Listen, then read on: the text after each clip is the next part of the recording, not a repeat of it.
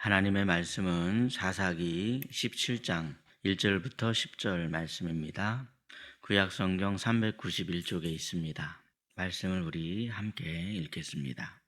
에브라임 산지에 미가라 이름하는 사람이 있더니 그의 어머니에게 이르되 어머니께서 은 1,100을 잃어버리셨으므로 저주하시고 내 귀에도 말씀하셨더니 보소서 그 은이 내게 있나이다. 내가 그것을 가졌나이다 하니 그의 어머니가 이르되 내 아들이 여호와께 복받기를 원하노라 하니라. 미가가 은 1,100을 그의 어머니에게 도로 주매 그의 어머니가 이르되 내가 내 아들을 위하여 한 신상을 새기며 한 신상을 부어 만들기 위해 내 손에서 이 은을 여호와께 거룩히 드리노라. 그러므로 내가 이제 이 은을 내게 도로 주리라. 미가가 그 은을 그의 어머니에게 도로 주었으므로 어머니가 그 은 200을 가져다가 은장색에게 주어 한 신상을 새기고 한 신상을 부어 만들었더니 그 신상이 미가의 집에 있더라. 그 사람 미가에게 신당이 있으므로 그가 에봇과 드라빔을 만들고 한 아들을 세워 그의 제사장으로 삼았더라. 그때에는 이스라엘에 왕이 없었으므로 사람마다 자기 소견에 옳은 대로 행하였더라. 유다 가족에 속한 유다 베들레헴에 한 청년이 있었으니 그는 레위인으로서 거기서 거류하였더라. 그 사람이 거주할 곳을 찾고자 하여 그 성읍 유다 베들레헴을 떠나 가다가 에브라임 산지로 가서 미가의 집에 이르매 미가가 그에게 묻되 너는 어디서부터 오느냐 하니 그가 이르되 나는 유다 베들레헴의 레위인으로서 거류할 곳을 찾으러 가노라 하는지라. 미가가 그에게 이르되 네가 나와 함께 거주하며 나를 위하여 아버지와 제사장이 되라. 내가 해마다 은 10과 의복 1벌과 먹을 것을 주리라 하므로 그 레위인이 들어갔더라. 아멘. 토요일 새벽에 사사기의 말씀으로 하루의 삶을 열어가시는 저와 여러분의 삶에 하나님의 은총이 가득하시기를 예수님의 이름으로 축복합니다. 오늘 우리는 본문의 말씀을 통해서 영적으로 무너진 한 시대의 단면을 마주하게 됩니다. 사사기 17장은 단순한 한 가정의 이야기로 시작하고 있지만 그 배경은 이스라엘 전체의 영적 붕괴입니다. 본문 6절은 사사기 전체의 핵심 구절인데요. 우리 본문 6절 말씀을 함께 읽겠습니다. 시작. 그때에는 이스라엘에 왕이 없었으므로 사람마다 자기 소견에 옳은 대로 행하였더라. 아멘. 본문 6절은 이 사사기의 핵심 구절로서 이스라엘이 왜 영적으로 무너지게 되었는가 그 원인을 정확하게 짚어주고 있는 말씀입니다. 본문 6절에 왕이 없었다라고 하는 이 표현은 당시에 이스라엘의 하나님의 통치가 사라졌다는 그런 의미를 담고 있습니다. 하나님이 사라졌다는 게 아닙니다. 사람들이 하나님의 통치를 인정하지 않게 되었다. 그런 의미가 담겨 있습니다. 이처럼 이 사사시대는 후반부로 가면 갈수록 참으로 안타까운 그들의 현실을 우리에게 적나라하게 보여주고 있습니다. 단적으로 사사기의 후반부에는 더 이상 사사가 등장하지 않습니다. 하나님께서 세우신 지도자 없이 사람들 각자 자기 소견에 옳은 대로 자기 방식대로 살아가던 그 시대의 비극을 고스란히 보여주고 있더라는 것이죠.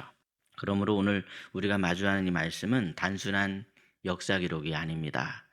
지금 이 시대를 향한 하나님의 경고이며 동시에 회복을 위한 우리 하나님의 간절한 부르심입니다. 그러므로 오늘 말씀을 사랑의 음성으로 들으시고 말씀을 듣는 이 시간이 영적으로 회복이 되는 그러한 복된 시간이 되시기를 간절히 소망합니다. 오늘 본문 17장 1절을 보시면 17장은 이런 문장으로 시작을 합니다. 에브라임 산지에 미가라 이름하는 사람이 있더니 그랬습니다. 미가라 이름하는 사람, 그는 자기 어머니의 은을 1,100이나 몽땅 훔쳤습니다. 나중에 그 어머니가 내뱉은 저주가 무서워서 다시 어머니에게 돌려주긴 했지만 그는 어머니의 은 1,100을 이제 훔쳤던 사람인데 그런데 그 어머니가 이제 그 은을 가지고 무엇을 합니까? 3절을 보시면 이제 그 어머니가 아들한테 이제 돌려준 은을 가지고 아들도 똑같이 신상을 만들었다. 그렇게 이야기를 하고 있는데 이 신상이 뭐냐면 이제 우상을 이야기하는 것이죠. 우상을 만들었습니다. 여러분, 이 사사기의 이 장면은 단순한 가정의 이야기처럼 보여지고 있지만 그런데 사실은 그 시대 이스라엘 전체의 이야기, 사람들이 어떤 모습으로 삶을 살아가고 있는가 그 점을 우리가 발견할 수 있는 말씀이더라는 것이죠. 그러면 여러분, 우리는 이 본문의 말씀을 통해서 무엇을 깨달을 수 있습니까? 첫째로 이 신앙의 타협이 가정으로부터 시작될 때가 많다 하는 것을 우리가 발견할 수 있죠. 본문에 등장하는 미간의 가정이 그랬습니다. 이 가정의 모습을 들여다보면 이 가정은 분명히 여호와의 이름을 부르고 있습니다. 본문 2절 끝에도 보시면 내 아들이 여호와께 복받기를 원하노라 그랬습니다. 본문 3절 말씀에도 뒤에 보시면 내가 내 아들을 위하여 한 신상을 새기며 한 신상을 부어 만들기 위해 내 손에서 이 은을 여호와께 거룩히 드리노라 그렇게 말을 합니다. 분명히 지금 여호와의 이름을 부르고 있는 것 같지만 그 속을 가만히 들여다보시면 그 속엔 떡하니 우상이 자리 잡고 있다 하는 것을 발견하게 되죠. 그것이 바로 이 가정의 문제입니다. 겉모습만 보면 신앙인의 가정 같습니다. 그런데 그 속은 혼합주의입니다. 섞여 있습니다.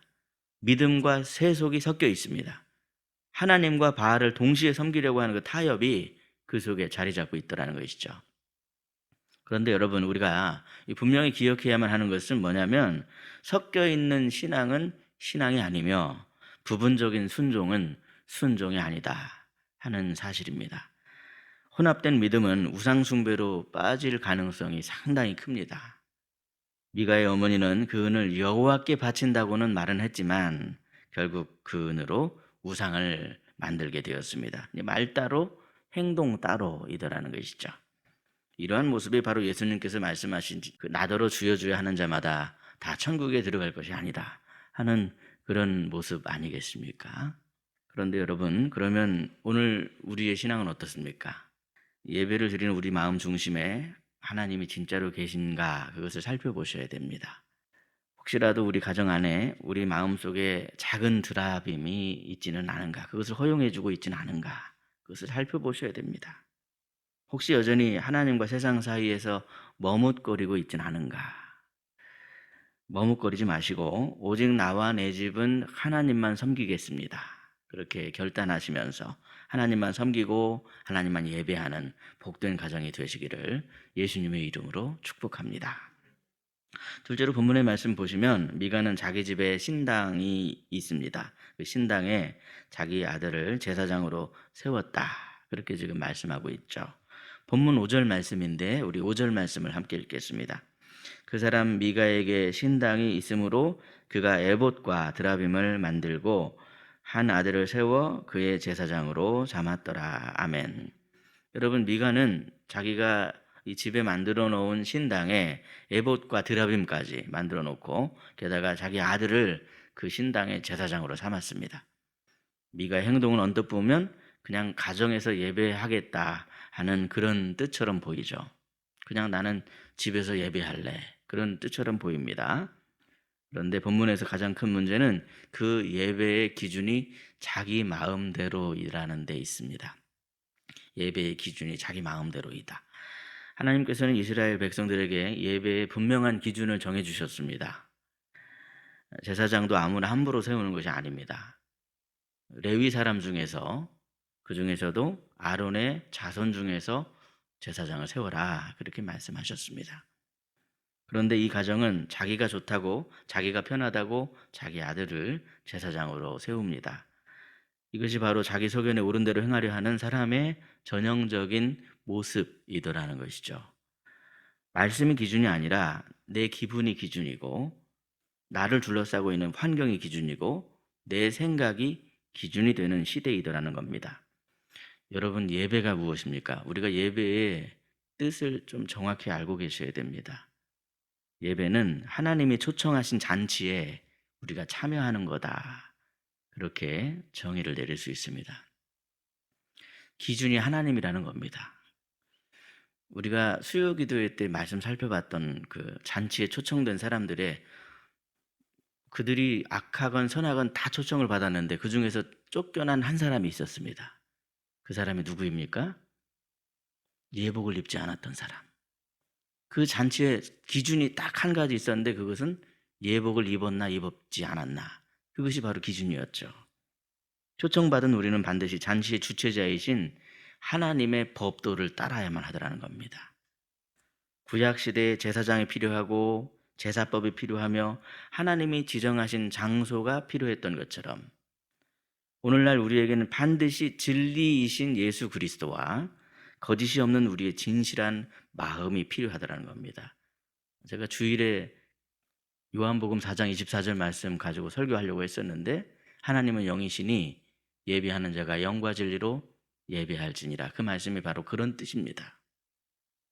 그 사실을 기억하며 오직 진리이신 예수 그리스도 안에서 거짓이 없는 진실한 마음으로 영과 진리로 하나님께 예배를 드리는 저와 여러분 되시기를 예수님의 이름으로 축복합니다.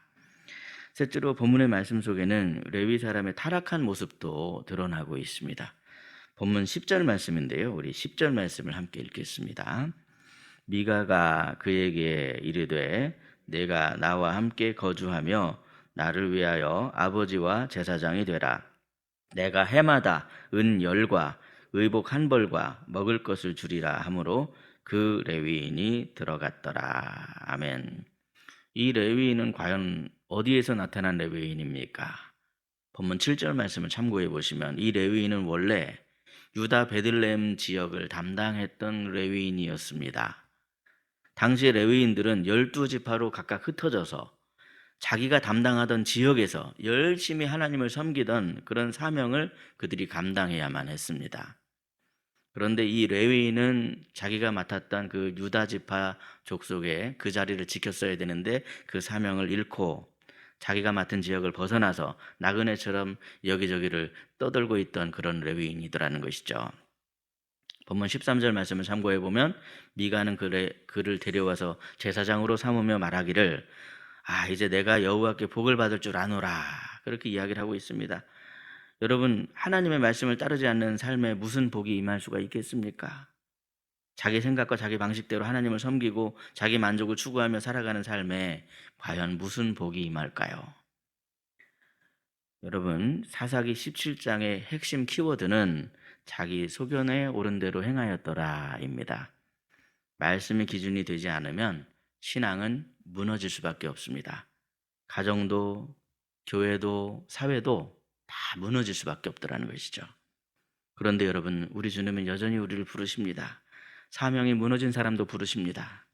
혼합된 신앙을 회개하고 하나님께 돌아오라 그렇게 부르십니다. 자기 소견에 옳은 것 그것을 다 내려놓고 하나님의 말씀의 기준을 삼으라 그렇게 말씀하십니다. 시편 119편 105절에 주의 말씀은 내 발의 등이요 내 길의 빛이니이다. 그 고백이 우리의 고백이 되기를 바라는 그런 마음이길 원합니다. 말씀이 기준이 되셔야 됩니다. 말씀을 기준으로 삼아야 우리가 잘못된 길로 어그러지지가 않습니다. 그러므로 오직 말씀 중심, 하나님 중심, 오직 예수 그리스도의 은혜 안에서 우리의 진실한 마음으로 하나님께로 나아가시는 저와 여러분이 되시기를 예수님의 이름으로 축복합니다. 기도하겠습니다. 하나님 아버지 감사합니다. 오늘도 사사기의 말씀을 통해 우리의 삶을 돌아보게 하여 주시니 참으로 감사합니다. 저희들은 주님의 은혜를 간절히 사모합니다. 주님, 저희들에게 은혜를 베풀어 주시옵소서. 혹시라도 우리 마음에 조그만한 드라빔이 자리 잡으려고 하진 않습니까? 하나님도 사랑하고 세상도 사랑하는 그런 마음은 없습니까? 우리를 사랑하셔서 우리 죄를 사해 주시려고 아들 독생자 예수님을 우리에게 내어주신 하나님만 사랑하는 저희들이 되게 하여 주시옵소서. 하나님 앞에 날마다 진실한 마음이 되게 해 주옵소서. 경제적으로 물질적으로 어려움이 온다고 해서 우리에게 주신 그 귀한 사명을 잃어버리는 그런 어리석은 모습이 되지 않게 붙들어 주시옵소서. 주님의 말씀은 내 발의 등이요 내 길의 빛이니이다. 이 말씀의 고백이 저희들의 고백이 되게 하여 주옵소서. 오늘은 토요일입니다. 희락의 가정마다 주님의 날개로 감싸주시고 보호해주시는 줄로 믿습니다. 주님이 친히 함께하여 주심에 주의를 잘 준비하는 그런 복된 날이 되게 하여 주옵소서. 하나님께서 택하신 곳에서 영과 진리로 하나님께 예배하는 거룩한 자녀들이 되게 하여 주옵소서. 이스라엘 문설주의 양의 피를 바르라 말씀하신 주님, 오직 예수 그리스도의 보혈을 의지하오니 희락의 가정마다 눈동자처럼 지켜주시옵소서. 이 시간 주님 십자가 앞에 엎드려 간구합니다. 가정의 문제, 자녀의 문제, 직장의 문제, 관계의 문제, 질병의 문제, 여러 가지 문제가 있습니다. 주님, 기도 시간에 복 주시기를 원하시는 하나님이신 줄로 믿습니다. 하늘의 신령한 복과 땅의 기름진 복으로 채워주시며 주님의 은혜가 저희들의 삶에 넘쳐 흐르게 하여 주옵소서. 예수님의 이름으로 축복하며 기도하옵나이다. 아멘. 각자 기도하시겠습니다.